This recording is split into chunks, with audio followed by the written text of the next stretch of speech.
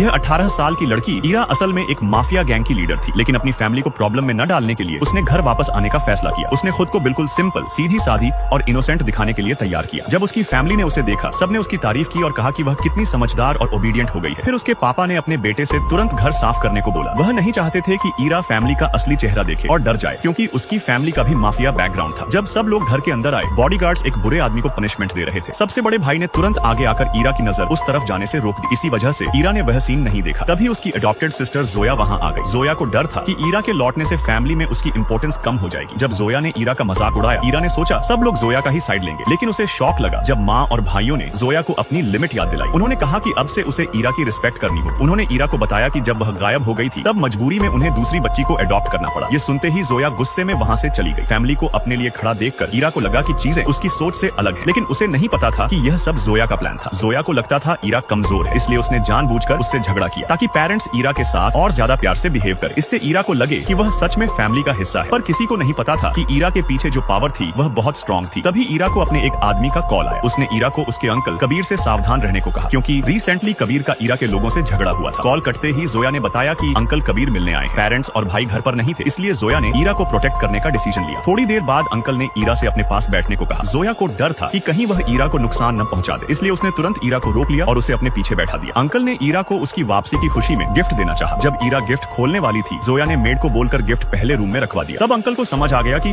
उसे ईरा के पास्ट के बारे में कुछ भी पता नहीं चलने वाला, इसलिए उसने ईरा से कहा कि वह उसे बाहर तक छोड़ा, लेकिन जोया ने खुद जाने की बात कह दी। ईरा चुपचाप उन दोनों के पीछे चल पड़ी। तब ईरा ने महसूस किया कि कोई उसका पीछा कर रहा है। वह खुद ही उस आदमी को हैंडल करना चाहती थी, लेकिन बटलर ने बीच में आकर उसे रोक लिया। ईरा को शक न हो, इसलिए बटलर ने झूठ बोला कि उसकी पीठ पर कुछ लगा हुआ है। बटलर की स्मार्टनेस देखकर ईरा को समझ आ गया कि उसकी फैमिली बिल्कुल नॉर्मल नहीं है। थोड़ी देर बाद जोया अंकल को भेजकर वापस आ गई और ईरा को रूम में जाने को कहा। ईरा ने नोटिस किया कि गिफ्ट पहले से हल्का लग रहा था, अंदर सिर्फ एक सुंदर नेकलेस था। तब ईरा को समझ आ गया कि फैमिली के अंदर ही कुछ प्रॉब्लम चल रही है। उधर अंकल कबीर को जब लगा कि उसका प्लान फेल हो गया है, उसने अपने लोगों को ईरा के बारे में सबूत ढूंढने का ऑर्डर दे दिया। उसने डिसाइड किया कि आने वाले बैंक्वेट में वह ईरा की असली पहचान एक माफिया बॉस के रूप में सबके सामने लाएगा।